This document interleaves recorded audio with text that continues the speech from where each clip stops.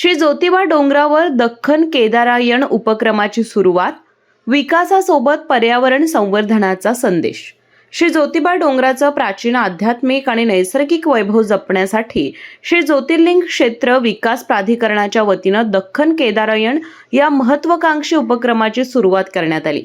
राष्ट्रीय महामार्गाच्या कामात बाधित झालेल्या मोठ्या आणि जुना वृक्ष तोडण्याऐवजी ते मुळासकट काढून शास्त्रशुद्ध पद्धतीनं ज्योतिबा डोंगर येथील गायमुख परिसरात पुनर्रोपण करण्यात येत आहे। या मोहिमेचा शुभारंभ आमदार डॉक्टर विनय कोरे आणि जिल्हाधिकारी अमोल येडगे यांच्या हस्ते करण्यात आला। महामार्गाच्या कामात अडथळा ठरणारी 20 ते 100हून अधिक वयाची झाडे सुरक्षितपणे पुनर्स्थापित करण्यात येत आहेत। विकास काम करत असताना पर्यावरणाचा समतोल राखणं तितकं महत्त्वाचं आहे, त्यामुळे झाडं तोडण्याऐवजी त्यांचं पुनर्रोपण करण्याचा हा उपक्रम राबवला जात असल्याचं आमदार विनय कोरे यांनी सांगितलं। म्हणून मला अतिशय सांगायला आनंदपूर्ण होतोय आणि अभिमानी वाटतो की एखाद्या देवस्थानचा विकास कसा करावा ह्याच्याबाबत अतिशय अभ्यासपूर्ण असा हा प्रकल्प आपण हातात घेतला आहे।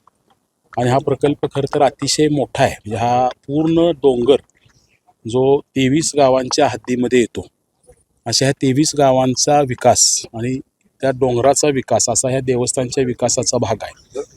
आणि म्हणून ह्याच्यासाठी पहिला टप्पा जो आपण केला की झाडं आणि देऊळ आणि देवराई हा एक अतिशय जुना एकमेकाचा ऋणानुबंध आहे। आणि अशी ही नैसर्गिक देवराई देवाच्या नावाची आपण ह्या ठिकाणी विकसित करायची आणि त्याला केदारण्य हे नाव आपण द्यायचं त्या ठिकाणी ठरवलं होतं।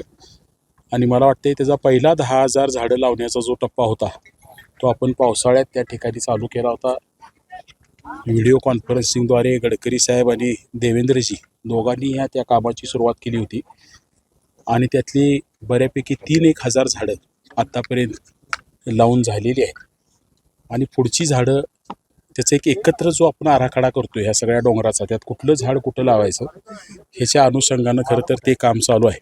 आता प्रामुख्यानं जो आज आपण दुसरा टप्पा या ठिकाणी करतोय ती मोठी झाडं जी विविध प्रकल्पांच्या मध्ये त्या ठिकाणी आज निघणार आहेत। म्हणजे रत्नागिरीवरनं नागपूरला जाणाऱ्या महामार्गामध्ये काही झाडं आज त्या ठिकाणी निघणार आहेत। त्यानंतर कागल निडोरी रस्त्यावरची काही झाडं निघणार आहेत। वाईकडनं महाबळेश्वरला जाणारा जो हायवेवरनं रस्ता आहे त्यात ती 100 वर्षापूर्वीची अशी काही मोठी झाडं निघणार आहेत। तर ही सगळी झाडं प्रामुख्यानं आपल्याला इथं आणता येतील का? आणि पर्यावरणीय पुनर्जीवन हा एक केदारण्य प्रकल्प 2चा भाग आपल्याला करता येईल का, असा एक अतिशय मोठा प्रयत्न आपण आज या ठिकाणी साकारायचा प्रयत्न करतोय।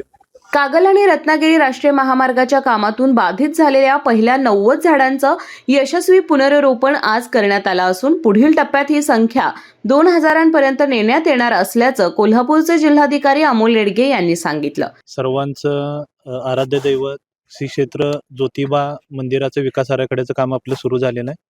सध्या मंदिराचं संवर्धनाचं काम आपलं सुरू आहे आणि या विकास आराखड्यामधलेच एक महत्त्वाचं काम आपण जवळपास 4 किलोमीटरच्या पायवाटा, ज्या पायवाटाने कोल्हापूरकर खेट्याच्या निमित्त किंवा कोल्हापूरकर रविवारी सुद्धा मोठ्या संख्येने ज्योतिबाला या पायवाटाने येत असतात। ह्या पायवाटांचं संवर्धनाचं काम आपण जे घेतलेलं आहे, या पायवाटांच्या दुतर्फा वृक्षारोपणाचं काम सुद्धा आपण आराखड्यामध्ये घेतलेलं आहे। आणि हे वृक्षारोपण करत असताना जी मोठी मोठी झाडं आहेत की जे काही डेव्हलपमेंट प्रोजेक्टमध्ये किंवा त्या झाडांना शिफ्ट करावं लागतं, अशी झाडं आपण या ठिकाणी लावणार आहे। पहिल्या टप्प्यामध्ये आपलं नागपूर रत्नागिरी हायवेचं जे काम चालू आहे किंवा कागल निडोरी रस्त्याचं जे काम चालू आहे, यामध्ये मोठी 200 झाडं देशी झाडं आपण आयडेंटिफाय केले आणि हे एजन्सीच्या मदतीने या झाडांचं पुनर्रोपण आपण या पहिल्या टप्प्यामध्ये करत आहे। तर आता हे काम आज सुरू झालेलं आहे। आज आपण 10 झाडं लावलेले आहेत।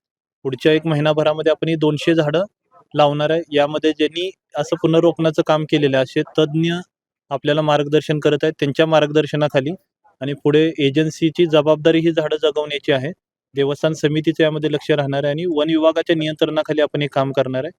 आत्ता 200 झाडं आपल्याला लावायचे आहेत आणि पूर्ण आराखड्यामध्ये जो आपला 4 किलोमीटरचा पायवाट आहे आणि अजूनही जी जागा आपली देवस्थानची आहे यामध्ये 2,000 झाडं असं पुनर्रोपणाने, मोठी देशी झाडं पुनर्रोपणाने लावण्याचं आपलं नियोजन आहे आणि त्या पद्धतीने काम केलं जाईल।